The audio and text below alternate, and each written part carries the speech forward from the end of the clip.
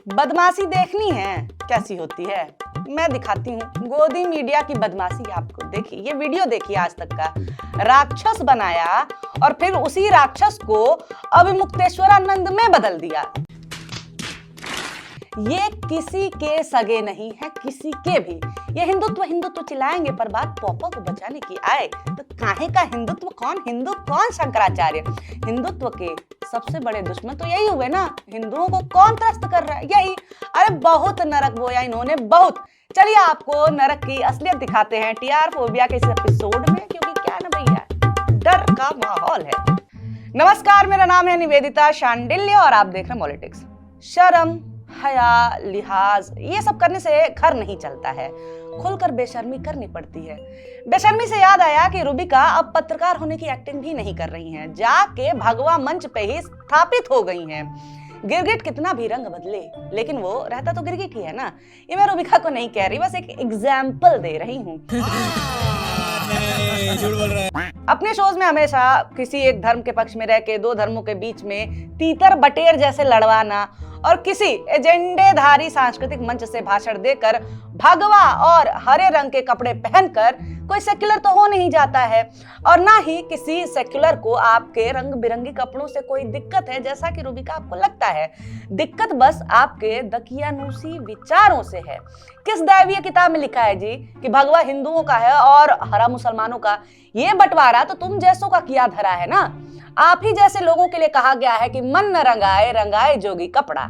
मतलब इसका chat GPT से निकाल करके समझते रहना। वैसे गोदी एंकरों में आपने एक ये डायलॉग बहुत सुना होगा कि ये लोग खूब चिल्ला चिल्ला करके पूछते रहते हैं कि बताओ देश यानी कि राष्ट्र पहले है कि धर्म पहले है। ये सब दूसरों से पूछकर चार अपने ही टाइप के जाहिल विश्लेषक बैठाकर स्कूल के प्रिंसिपल की तरह ये चिल्लाना शुरू कर देते हैं। खूब मजा देता है इनको ये सब करना, क्योंकि इनकी हरकतें देख करके पिछले 10-15 सालों से तो ऐसा ही लग रहा है कि इनके लिए देश मायने नहीं रखता है। नहीं तो ये लोग देश की परंपरा और बने बनाए ताने बाने को छिन्न भिन्न ना कर रहे होते। विश्व में देश की क्या इमेज ये लोग बना रहे हैं, इसके बारे में तो अब बात करने का औचित्य भी नहीं बचा है। अब बात आती है धर्म की। इसका तो धंधा इन लोगों ने कब का बना दिया है। इनके लिए धर्म भी पहले नहीं आता है। ये बात मैं आप लोगों को अभी पूरा अच्छे से समझा दूंगी। इस हफ्ते के प्राइम टाइम शोज सब के सब देखने के बाद यही लगा कि इनकी तो सारी लड़ाई बस एक पार्टी विशेष के धर्म की है। पार्टी धर्म के लिए चाहे सनातन धर्म से समझौता करना पड़े, चाहे इस्लाम को गाली देना पड़े या फिर इस्लाम से समझौता यानी बखान करना पड़े, ये लोग पार्टी धर्म के लिए किसी भी हद तक जा सकते हैं। एक पेंडुलम है, कभी इधर है कभी उधर है। बात धर्म के नाम पर बंदरनाच की चल ही रही है तो कुछ गोदी एंकरों की बात किए बिना बात कैसे बनेगी, क्योंकि इनकी हरकतें तो हर हफ्ते एक किस्म की निकृष्टता का कीर्तिमान बनाए जा रही हैं। इनके तेजी से नीचे गिरने में गुरुत्वाकर्षण का कोई रोल नहीं है। गुरुत्वाकर्षण भी इतना स्ट्रांग नहीं होता है। दलाली is a greater force than gravity. बीते हफ्ते इन लोगों का ओवैसी पर खूब प्यार उमड़ा और ये लोग विपक्ष की पार्टियों के लिए चिंतित दिखे, बीमार पड़ गए चिंता के मारे। कहा कि बताओ अगर ओवैसी आ गए तो इन पार्टियों का क्या होगा जो अपने आप को इतनी सेक्युलर बताती रहती हैं।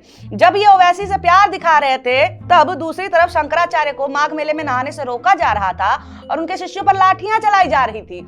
सोचिए कि सनातन के सबसे ऊंचे पद पर विराजमान शंकराचार्य के साथ ऐसा बर्ताव बीजेपी की सरकार कर रही है, तब भी ये मीडिया सरकार से सवाल पूछने के बजाय शंकराचार्य से सवाल पूछ रही है। और खाली पूछ नहीं रही है, उनके खिलाफ नैरेटिव बना रही है, उनको विलन साबित कर रही है। शंकराचार्य अभिमुक्तेश्वरानंद जी, हमने ये भी देखा है कि बीजेपी सरकार से आपकी खास तौर पर कुछ खुंदक भी रहती है। साल के 12 महीने मुसलमानों के खिलाफ अक बक अनाप शनाप बकना और चुनाव के टाइम पर ओवैसी के पक्ष में दिखना और इसके विपरीत हिंदू धर्म के शंकराचार्य के खिलाफ बस एक पार्टी के लिए नैरेटिव बनाना, इससे क्या समझ में आता है?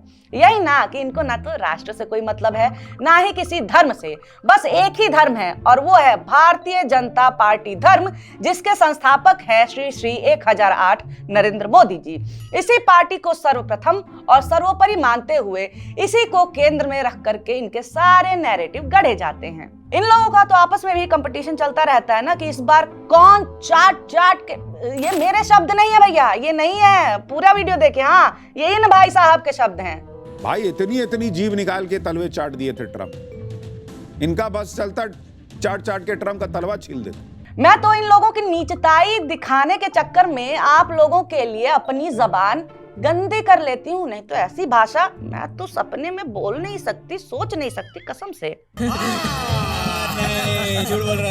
पुराने जमाने में राजा लोग अपनी प्रशंसा के लिए अपने दरबार में मनोरंजन के लिए कुछ कवियों को रखते थे, लेकिन समाज उन्हें चारण या भाट जैसे शब्दों से बुलाता था। ये लोग कुछ इस प्रकार से राजा की चाटुकारिता करते थे कि राजा अगर सांस छोड़ता है तो मानो ऐसा लगता है कि आंधी आ गई है। राजा अपने कदम रखता है तो धरती कंपित हो जाती है। राजा के पास इतनी ताकत है कि 100 हाथियों से लड़ जाए। कुछ सोने की मुद्राओं के लिए वो लोग इस तरह की लंतरानियां गढ़ते रहते थे।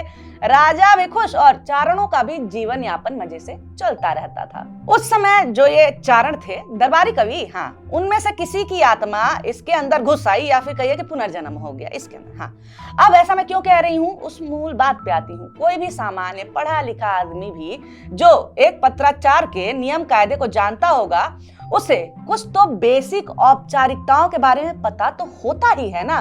वैसे पढ़ा लिखा शब्द भी इनके बारे में कहना पढ़े लिखे शब्द की तौहीनी हो जाएगी। खैर, ये तो अपने चरण चुंबन भक्ति में मस्त है, तो इन्हें कहाँ इन सब बातों से फर्क पड़ता है।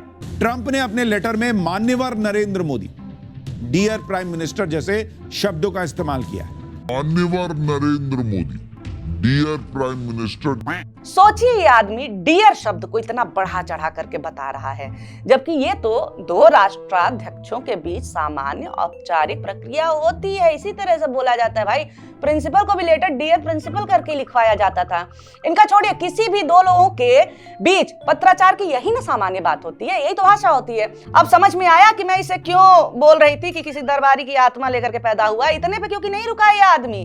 चाटुकारिता के साथ साथ झूठे नैरेटिव की भी सारी सीमाएं दिन प्रतिदिन तोड़ता जा रहा है। पीएम मोदी को भेजे लेटर में ट्रंप की तरफ से कहा गया है कि भारत के प्रधानमंत्री को आमंत्रित करना उनके लिए सम्मान की बात है। चलिए, अब मैं इसका थोड़ा सा फैक्ट चेक भी कर देती हूँ। महामानव चाटुकारिता में लीन इस आदमी को इतना नहीं पता कि ये लेटर विश्व के 50 से ज्यादा नेताओं को भेजा गया है। अरे अपनी नहीं तो कम से कम देश की इज्जत के लिए तो ये सब मत करो ना यार, बेइज्जती होती है हमारी।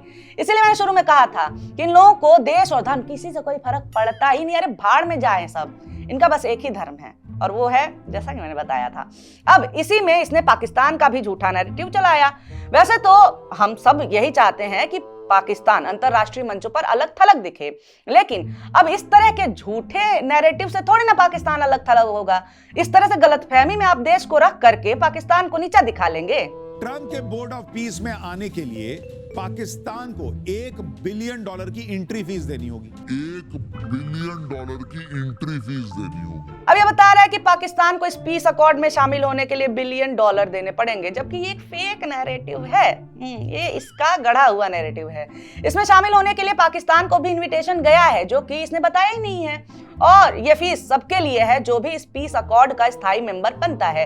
इसके लिए भी अभी 3 साल की छूट मिली हुई है। इधर ये लोग अपना नैरेटिव चला ही रहे हैं और उधर पाकिस्तान मीटिंग भी कराया है। अमाने गजबे हैं ये दरबारी, गजबे हैं। आप इन दरबारियों के लिए क्या कहेंगे, कमेंट करके बता दीजिए। वीडियो अच्छा लगा है तो लाइक कर दीजिए और ऐसे वीडियोस आपके सामने आते रहे इसके लिए हमारे चैनल को सब्सक्राइब करना नहीं भूलना है। वीडियो देखने के लिए बहुत शुक्रिया, बहुत धन्यवाद।